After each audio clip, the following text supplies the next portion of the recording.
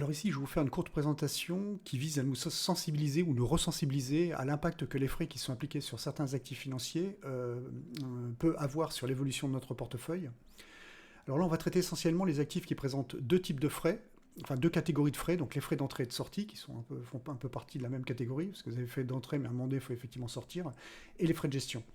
Alors, ça concerne tout un tas de produits un peu compliqués, des produits structurés, vous avez les fonds communs de placement tels que le FCP, les organismes de placement collectif en valeur mobilière, les EPCVM et bien d'autres encore.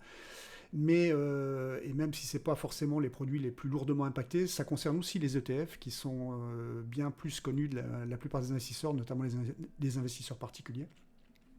Alors entre les frais d'entrée, donc slash sortie et les frais de gestion, vous allez voir qu'il y a une hiérarchie qui va s'établir assez rapidement.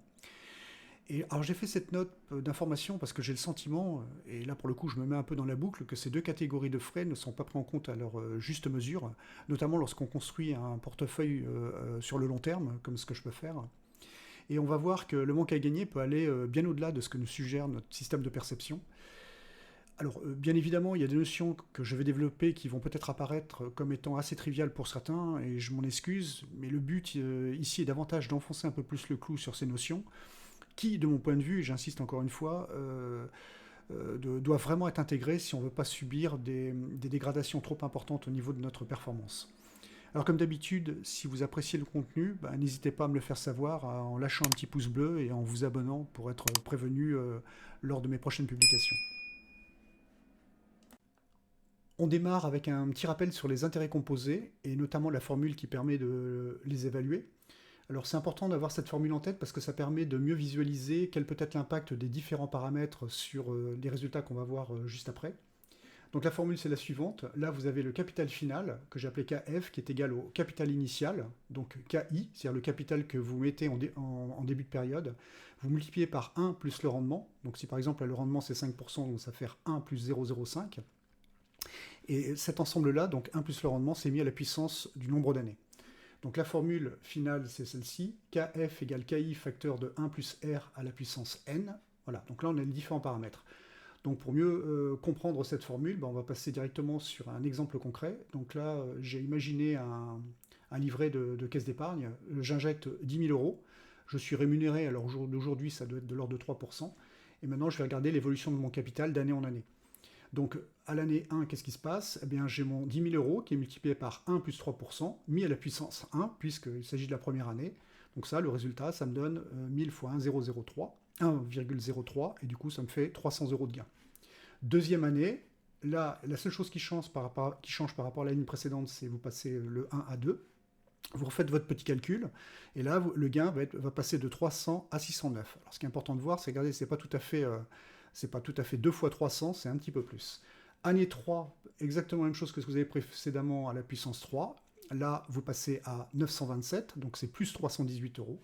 Et année 4, etc. D'année en année, vous avez une progression qu'on appelle géométrique. Et là, vous avez un gain qui s'apprécie au fil des années. Et là, en l'occurrence, sur l'année 4, vous êtes à plus 328 euros.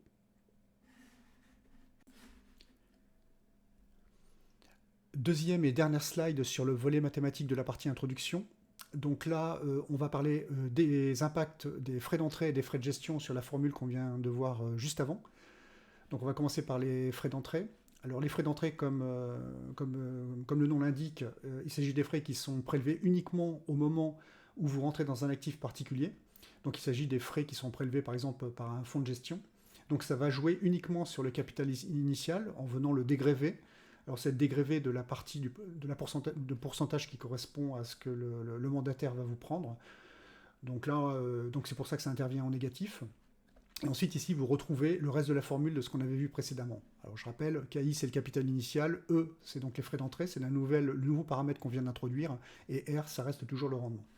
Ensuite, l'impact des frais de gestion, on va voir que les frais de gestion n'interviennent pas du tout du même côté de la formule.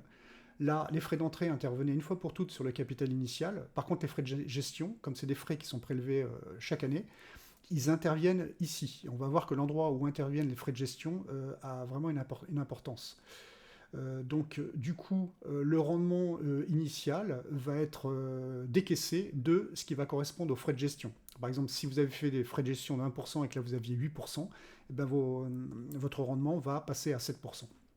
Donc j'en ai parlé, c'est le nouveau paramètre qui est là également introduit, frais de gestion. Donc E, frais d'entrée, G, frais de gestion. Maintenant, comme tout à l'heure, pour bien comprendre les choses, on va se prendre un exemple. Donc là, j'ai pris le même rendement que tout à l'heure, c'est 8%.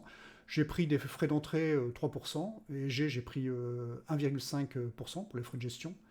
Alors, bon, ça peut commencer à être des frais de gestion assez conséquents, mais typiquement, c'est ce que peut prendre un fonds de gestion, justement. Alors pour les ETF, on verra que ça peut être un peu moins, enfin même beaucoup moins. Alors maintenant, regardons l'impact, par exemple. J'ai traité 3 temporalités, donc 10 ans, 20 ans et 30 ans. Alors si on applique notre formule, on a des frais d'entrée de 3%, donc ça fait notre capital initial est 10 000, 10 000 fois 1 moins 3%, multiplié par 1 plus 8%, c'est le rendement de notre actif, moins les 1,5% qui correspondent aux frais de gestion, et on met tout ça à la puissance 10, et qu'est-ce qu'on obtient? On obtient in fine 18 208 euros, sachant que si on n'avait pas eu tous ces frais, on aurait eu 21 589 euros, c'est-à-dire que là, vous avez un manque à gagner de 3 380 euros, soit une perte sèche en bout de course de moins 15% sur 10 ans. Passons à 20 ans. 20 ans, le capital aurait dû être de 46 609 sans frais. Là, finalement, vous avez 34 179. Donc, finalement, une perte de 12 430 euros, ce qui représente ici moins 27%. Donc, on voit que c'est beaucoup plus important que ce qu'on avait vu précédemment. Et maintenant, si je prends sur 30 ans, et bien là, vous passez de 64 159 euros à 100 626 euros. Donc vous avez perdu, enfin, vous n'avez pas gagné 36 467 euros, autrement dit une perte de 37%. Donc on voit que ces différents frais peuvent avoir un impact vraiment très important sur le capital qu'il vous restera au bout de l'échéance que vous vous êtes fixé. Et effectivement, c'est lié au nombre d'années, mais c'est aussi lié à ces différents frais. Et on va voir les impacts de chacun des frais, frais d'entrée et frais de gestion, sur le capital final.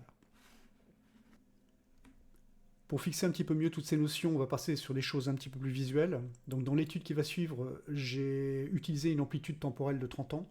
J'ai imaginé qu'on démarrait les investissements entre 30 et 35 ans et qu'on récupérait les bénéfices de cet investissement aux alentours de 60-65 ans, au moment où on décide de réduire ses activités rémunératrices.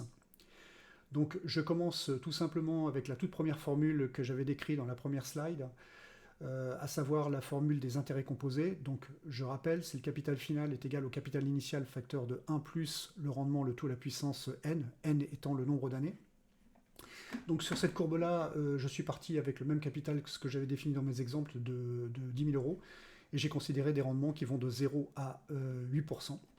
Alors, bien évidemment, 0%, vous mettez 10 000, au bout des 30 ans, vous n'avez pas bougé, vous restez à 10 000. Et par contre, on voit l'effet de chaque augmentation de 1% sur le capital final. Et là, ce que vous voyez là, c'est le déploiement justement de ce qu'on appelle les intérêts composés, qui avaient été considérés à l'époque d'Albert Einstein comme étant la 8e merveille du monde. Donc on voit qu'au départ, les écarts sont très faibles, et après, ça devient vraiment significatif. À chaque fois que vous rajoutez 1%, là par exemple vous avez un écart qui est de l'ordre de 24 000 euros, alors que là vous aviez un écart simplement de 3 000 euros sur le premier pourcent. J'ai mis en rouge la courbe des 8% parce que c'est celle qui va nous servir de référence pour évaluer l'impact des différents frais dont on a déjà discuté, c'est-à-dire les frais d'entrée et les frais de gestion. Alors maintenant, si on regarde plus concrètement ce qui nous intéresse, c'est-à-dire le gain réalisé, et si on prend par exemple le gain moyen annuel réalisé sur un indice tel que le S&P 500, qui est entre 8 et 10%, et bien avec une injection de 10 000 euros, on a un gain de 90 000 euros, c'est-à-dire qu'on a fait 9 mois la mise. Alors bien évidemment, ça ne prend pas en compte l'inflation, etc. Mais on voit quand même la puissance des intérêts composés. Regardons maintenant l'impact des frais d'entrée sur l'évolution de notre portefeuille. Donc là, je parle de frais d'entrée, mais on pourrait également parler de frais de sortie. Le raisonnement est exactement le même. Donc sur ce graphique, en rouge gras, j'ai mis l'évolution du portefeuille avec un rendement de 8%, sans frais d'entrée et sans frais de gestion. Considérons des frais d'entrée à 2%. Donc, avoir des frais d'entrée à 2%, ça veut dire que ici, si vous décidez d'injecter 10 000 euros, eh ben, virtuellement, c'est comme si vous injectiez 9 800 euros, c'est-à-dire que vous allez dégréver les 10 000 euros de 200 euros. Donc ici, vous avez les deux courbes. La première courbe, sans frais, nous donne un résultat à 100 627 €. Et la seconde courbe, qui est celle sur laquelle on a appliqué les moins 2% de frais d'entrée, nous donne un résultat à 98 614 € en bout de course, c'est-à-dire au bout des 30 ans. Donc si vous regardez l'impact au bout des 30 ans, c'est 2013 €, ce qui fait moins 2%. Donc on semble voir qu'il y a une relation entre les 2% de frais d'entrée et les moins 2% constatés en fin de période. Continuons le raisonnement. Donc là maintenant on applique moins 8% de frais d'entrée. Autrement dit, virtuellement c'est comme si vous investissez 9200 € ici. Et l'impact de cet écart-là, des 800 €, correspond au différentiel que vous avez entre les 100 627 € ici et les 92 576 € que vous avez là. Donc autrement dit, c'est exactement le même raisonnement que précédemment. Si vous faites la différence entre ces deux quantités, vous avez 8050 €, soit une réduction de votre gain en bout de période de 8%. Donc effectivement, on voit qu'il y a une belle corrélation entre les frais d'entrée et les frais que vous allez, le manque à gagner que vous allez avoir en bout de course. Alors vérifions cette apparente relation directe entre les frais d'entrée et les frais sur le capital final. Pour ça, on va reprendre la formule générique.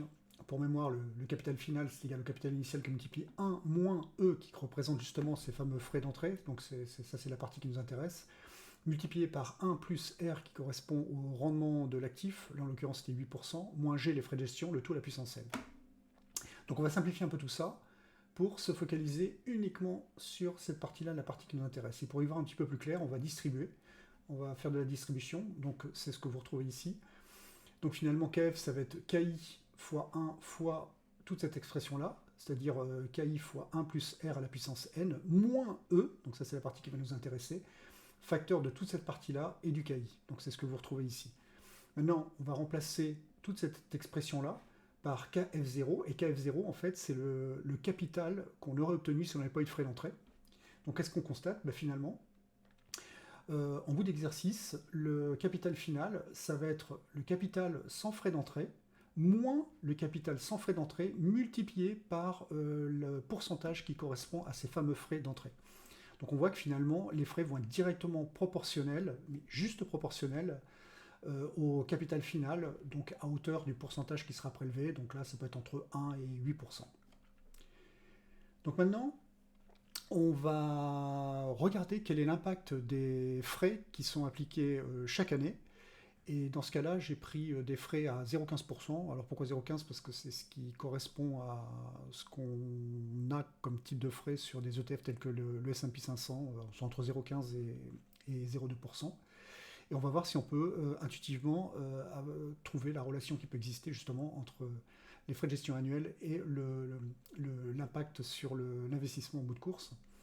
Donc là, si on prend 0,15% et qu'on fait l'ensemble des calculs et qu'on calcule le différentiel, finalement, le manque à gagner va être de 4 000 €, c'est-à-dire moins 4%. Donc là, on voit qu'il n'y a pas du tout une relation directe entre les frais de gestion annuels et les frais qu'on va effectivement avoir au bout de la période. C'est-à-dire que là, vous êtes parti avec 0,15% et vous vous retrouvez avec moins 4% du capital. On va augmenter. Donc là, j'applique 1%. Qu'est-ce qui se passe? Eh bien, je me retrouve avec des frais de gestion qui s'élèvent à moins 24 000 €. C'est-à-dire que j'ai une réduction de mon capital de 24% au bout des 30 ans. On continue. Là, je passe à 2%, donc là, ça commence à piquer sérieusement parce que j'ai quasiment amputé mon capital final de la moitié de sa valeur. C'est-à-dire que là, je suis à moins 43 000 €.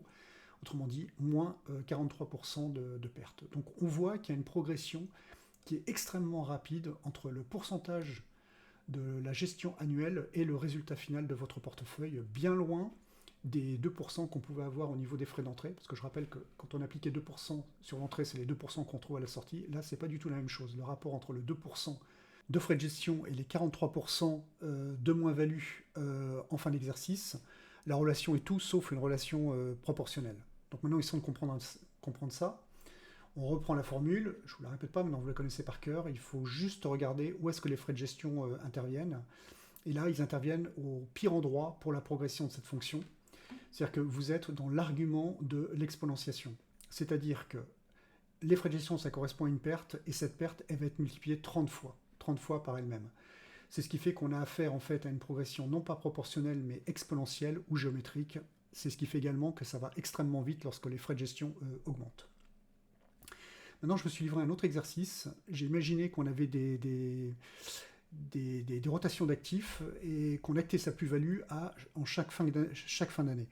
Et donc, bien évidemment, comme chacun le sait, lorsque vous avez une plus-value, vous avez une imposition. Et en général, le barème qui est appliqué, c'est le prélèvement forfaitaire unique de 30%.